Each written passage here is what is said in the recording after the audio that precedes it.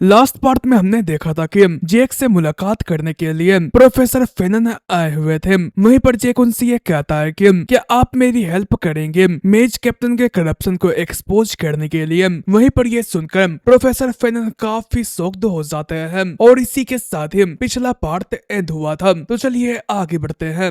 वहीं पर इसी के साथ ही हमें इस एपिसोड की शुरुआत में बाहर का सीन दिखाया जाता है जहां पर मेज कैप्टन अपने साथियों के साथ मौजूद था। तभी एक साथी उसके पास आकर उससे आवाज लगाता है। इस पर मेज कैप्टन उससे ये पूछता है कि आखिर अंदर की तरफ क्या हुआ। वो आए हुए बंदे ये बताते हैं कि प्रोफेसर फेनन ने जेक ड्रैकर के ऑफर को रिजेक्ट कर दिया है। वहीं पर यह सुनकर मेज कैप्टन खुश होते हुए कहता है कि क्या ये सच है। वो अपने मन के अंदर ये कहता है कि हाँ ये बात सच होगा, क्योंकि जो उसकी पोजीशन है वो उसकी बिलीफ से काफी ज्यादा महत्वपूर्ण है। इसलिए मुझे ये नहीं लगता है कि जैक उससे कन्विंस करने में कामयाब हो पाया होगा। वहीं पर वो अंदर की तरफ बढ़ते हुए कहता है कि तो ठीक है अंदर की तरफ बढ़ते हैं। हम लोग यहाँ पर विद्रोह करने से पहले कुछ बहुत एक्सप्लोर करेंगे। वहीं पर उसकी बात को सुनकर उसके साथी इसके लिए मान जाते हैं और वो अपने मैजिक का इस्तेमाल करते हुए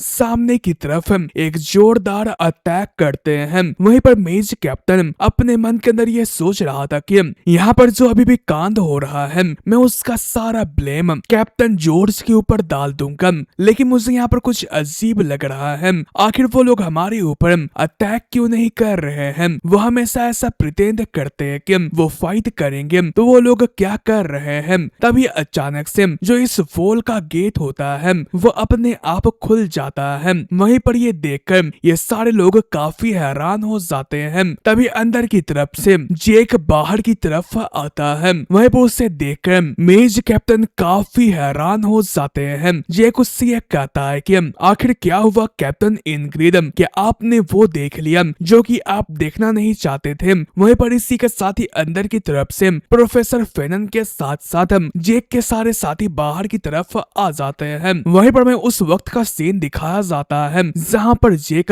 प्रोफेसर फेनन से बात कर रहा था। वो एक मैजिक स्क्रोल का इस्तेमाल करते हुए अंदर की तरफ एक प्रोटेक्टिव बैरियर लगा देता है, जिससे कि बाहर वाले कोई पर्सन आवाज को नहीं सुन सकते थे। वहीं पर वो आगे प्रोफेसर फेनन से ये कहता है कि क्या आप ये बात सीरियसली कह रहे हैं कि आप मेरे साथ काम करेंगे। प्रोफेसर फेनन हमें जवाब देते हैं। वो ये कहते हैं कि यहाँ पर जो कुछ भी हो रहा है उसके बारे में जानते हुए भी मैं चुप नहीं रह सकता हूँ। जेक उससे ये कहता है कि लेकिन अगर आप ऐसा करते हैं तो आप डेल्फोआ के अंदर और इंफॉर्मेशन या फिर एक्सपीरियंस इकट्ठा नहीं कर पाएंगे। प्रोफेसर फेनन ये कहते हैं कि ये ठीक है, यहाँ पर एक बकवास एक्सपीरियंस को बिल्ड करने से अच्छा ये है कि मैं हार मान लूं। इस पर जेक ये कहता है कि प्रोफेसर आपका इसके लिए शुक्रिया आदम, हमें चलना चाहिए उस कैप्टन को यहाँ पर तबाह करने के लिए। एक सेकेंड आगे बढ़ने से पहले मैं आपसे कुछ कहना चाहता हूँ। मैंने फिलहाल में ही अपना एक गेमिंग चैनल बनाया है जिसमें मैं AAA टाइटल्स वाली गेम्स खेलता हूँ और उनकी स्टोरी हिंदी में समझाता हूँ। अगर आपको AAA टाइटल्स वाली गेम्स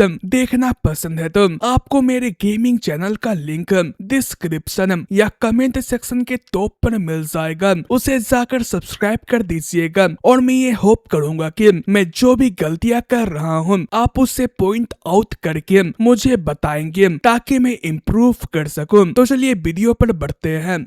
वहीं पर फिर से हमें प्रेजेंट का सीन दिखाया जाता है जहां पर प्रोफेसर फेनन को जेक के साथ देखकर मेज कैप्टन गुस्सा होते हुए उससे ये कहते हैं कि आखिर तुम्हारी हिम्मत कैसे हुई हमें धोखा देने की। क्या तुम्हें सच में ऐसा लगता है कि तुम ये करने के बाद सुरक्षित रहोगे। तभी जेक सीरियस होकर उससे ये कहता है कि इंग्रिड हाक्सन, इन्वेस्टिगेशन के जरिए मुझे ये पता चला है कि तुम कॉन्टिनेंटल एनिमी के साथ छुपते छुपाते कॉन्टेक्ट कर रहे थे ताकि तुम करप्शन कर सको, इसलिए अब तुम्हें अरेस्ट किया जाएगा। उसकी ये कहते के साथ ही अंदर की तरफ से डेल्फा की इंस्पेक्शन स्क्वाड बाहर की तरफ आ जाती है। वहीं पर ये देखकर मेज कैप्टन काफी परेशान हो जाता है। वहीं पर वो आगे ये कहता है कि यहाँ पर कोई गलत फहमी हुई होगी, मैंने कभी भी उनसे कांटेक्ट नहीं किया है। जेक मुझे फंसाने के लिए ये सारी की सारी बातें कर रहा है। तभी इंस्पेक्शन स्क्वाड में से एक बंदा ये कहता है कि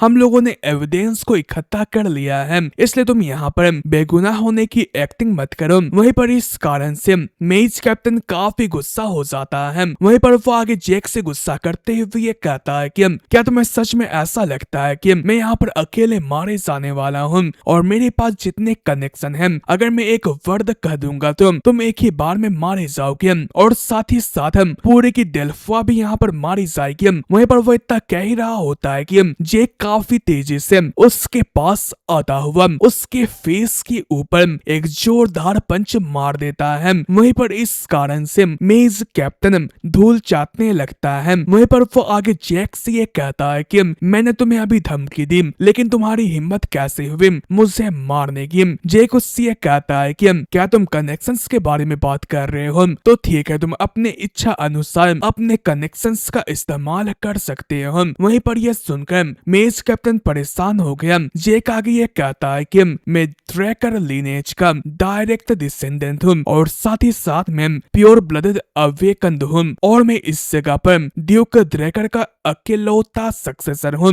जो कि एक ब्लैक नाइट है। क्या तुम्हें सच में ऐसा लगता है कि तुम्हारी इतनी औकात है कि मुझ जैसे इतने महान हस्ती को तुम अपने कनेक्शंस के तौर पर खत्म कर सकते हो?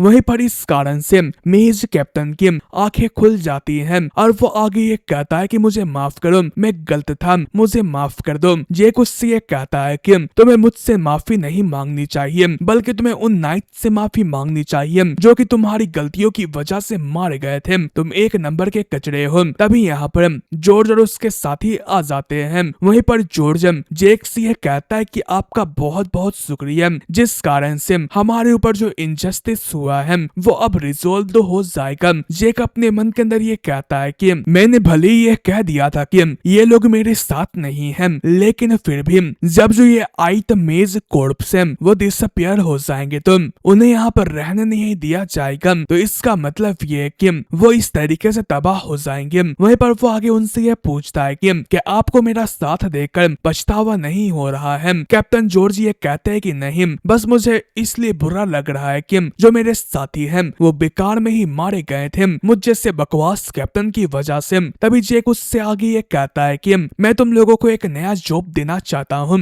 वहीं पर ये सुनकर कैप्टन जॉर्ज हैरान हो जाता है। तभी जेक उसे एक पर्ची पकड़ाते हुए ये कहता है कि आप इसके अंदर उसके बारे में डिटेल्स में पढ़ सकते हैं। वहीं पर वो जैसे ही इन लेटर को देखते हैं तो वो काफी हैरान हो जाते हैं। वहीं पर कैप्टन जॉर्ज जेक से ये कहते हैं कि यहाँ पर जो ये कंडीशन है वो काफी बेहतरीन है, कि आपको सच में ये लगता है कि ये सही रहेगा? जेक ये कहता है कि अगर आप मेरे साथ काम करेंगे तो आपको तो इतना मिलना ही चाहिए। मैंने फिलहाल में एक मर्चेंट ग्रुप बनाया है और मुझे उसके लिए एक गार्ड चाहिए। वहीं पर इस कारण से ये सारे के सारे लोग इसके ऊपर यकीन नहीं कर पा रहे होते हैं। तभी जेक उनसे ये कहता है कि आप मेरे साथ काम नहीं करना चाहते हैं? वहीं पर ये सुनकर ये सारे लोग खुश होते हुए ये कहते हैं कि ऑफ कोर्स हम लोग आपके साथ काम करना चाहते हैं और हमसे आप ये उम्मीद कर सकते हैं कि हम लोग काफी बेहतरीन काम करेंगे। तभी जो जेक होता है वो प्रोफेसर फेनन से ये कहता है कि जैसे आपका यहाँ पर आपका काम खत्म हो जाएगा तो आप एटलस के अंदर आकर मुझसे मुलाकात कर सकते हैं, क्योंकि हमें और भी काफी सारे काम करने हैं।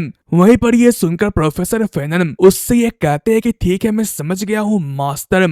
वहीं पर जेक अपने मन के अंदर ये सोचता है कि किसने ये सोचा था कि एक प्रोफेसर एक स्टूडेंट के साथ हम मास्टर सर्वेंट के रिलेशनशिप के अंदर आ जाएगा। वहीं पर जेक आगे अपने मन के अंदर ये कहता है कि चाहे जो कुछ भी हो, जो इस मिशन का रिजल्ट है वो काफी अजीब दिशा के अंदर जा रहा है। मुझे ये पता नहीं है कि आखिर मुझे किस तरीके का एवोल्यूशन मिलेगा। वहीं पर वो आगे ये कहता है कि तो क्या हुआ, जबकि ये चीज अच्छे तरीके से चल चुकी है तो ये और भी बेहतरीन काम करेगा। और इसी के साथ ही ये एपिसोड एंड होता है कि आई होप कि आपको ये पसंद आया होगा। अलविदा।